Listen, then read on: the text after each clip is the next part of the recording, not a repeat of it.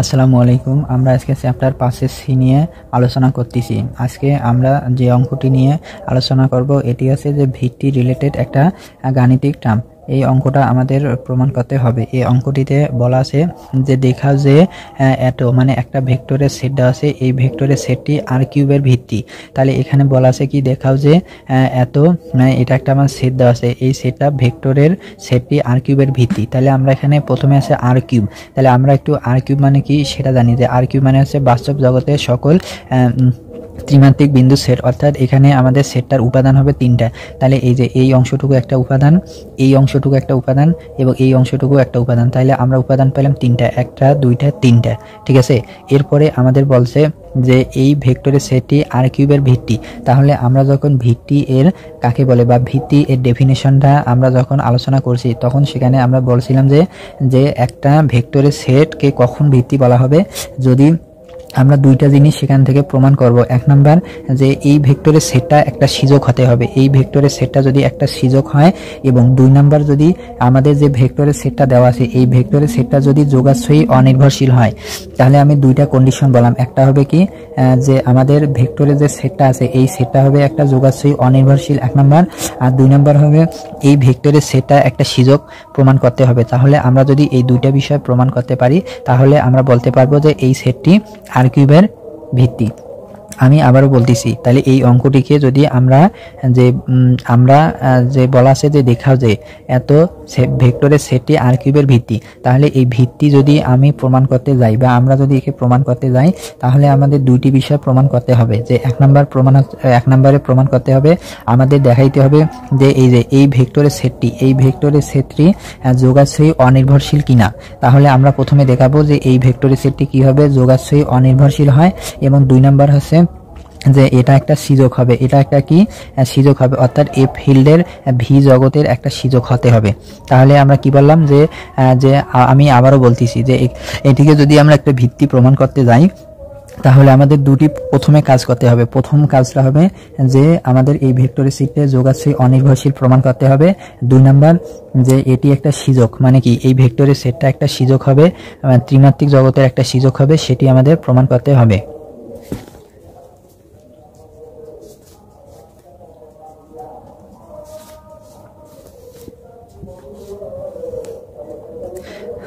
তাহলে আমরা প্রথমে দেখব যে আমাদের এই ভেক্টরের সেটটি যোগাশ্রয়ী অনির্ভরশীল। এটি প্রমাণের জন্য আমরা কি করব, আমাদের এই ভেক্টরগুলোকে সারি বিবেচনা করিয়া ম্যাট্রিক্স নিয়ে পাই।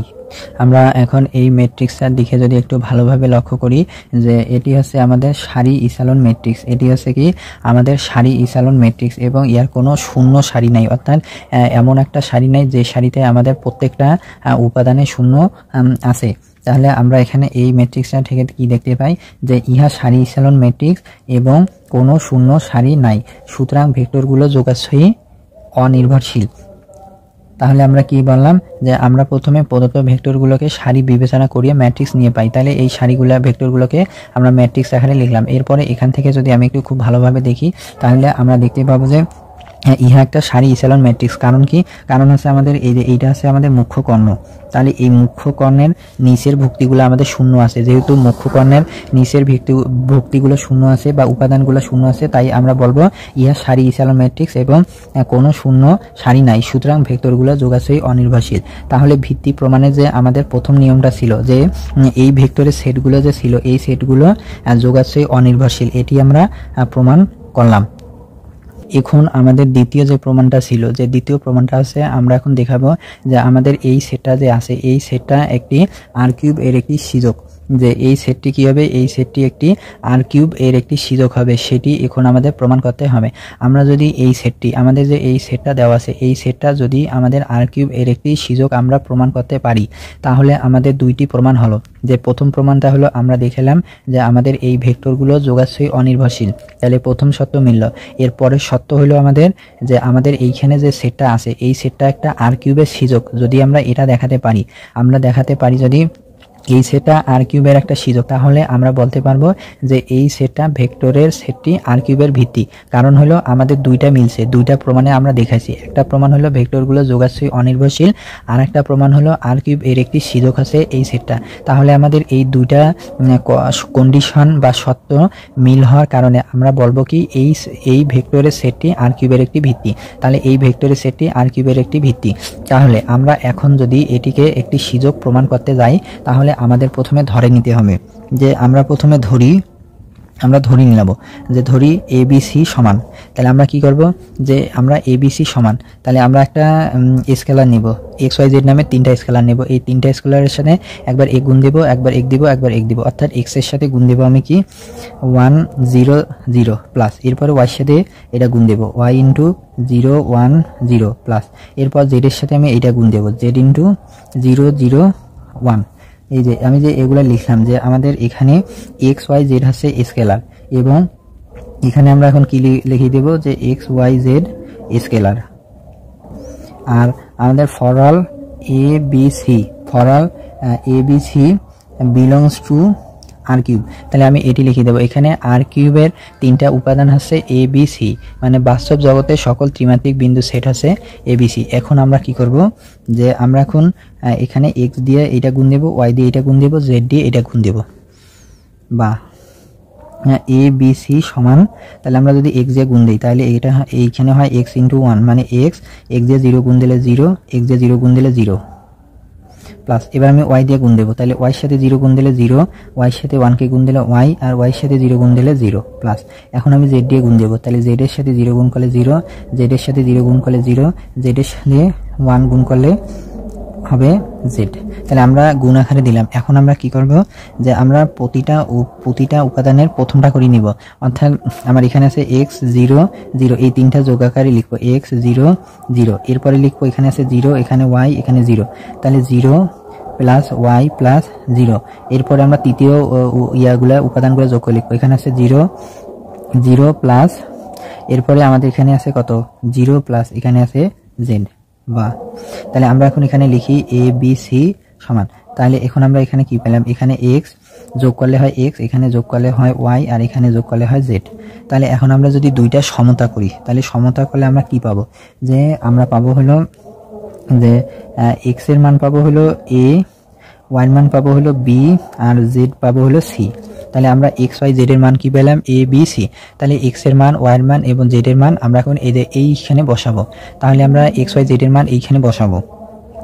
তাহলে আমরা এখন বসাই, তাহলে ABC সমান, তাহলে আমার এই xটা হলো a, তাহলে x এর মান a, এখানে x এর জায়গায় আমি a বসালাম। এরপর আছে আমার 1 0 0, তাহলে 1 0 0, এরপরে আছে প্লাস, এখানে আমি দেব প্লাস, এরপরে আছে y, তাহলে y এর মান আছে b, তাহলে b ইন্টু, এরপর আছে আমার 0 1 0, তাহলে 0 1 0 প্লাস, এরপর আছে আমাদের z, তাহলে z এর মান আমার এখানে আছে c ইন্টু 0 0 1।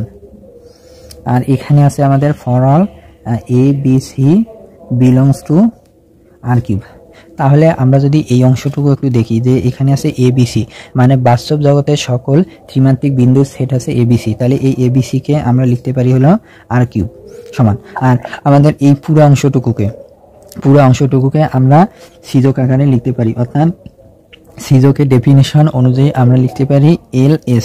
আমাদের সিজকের ডেফিনেশন ছিল LS, তাহলে এখানে এসটা হবে এই যে আমার এইখানে যে উপাদানগুলো আছে এইটা এই তিনটা হবে এস এর মান। তাহলে এইটাকে আমরা যদি এখন ভাবে লিখি, মানে এস এর উপাদান যে তিনটা হবে ওইটা যদি লিখি, তাহলে ওই তিনটা উপাদান কি কি হবে, এখানে আমরা এটা বাদ দিয়ে লিখবো। বাদ দিলে আমার এখানে হবে কি 1 0 0, তাহলে আমরা লিখি 1 0 0 কমা, এরপরে আমাদের হবে এখানে বিট আছে হলো 0 1 0, আর এরপরে আমার সিট আছে হলো 0 0 1। তাহলে আমরা এটাকে সেট এখানে লিখলাম।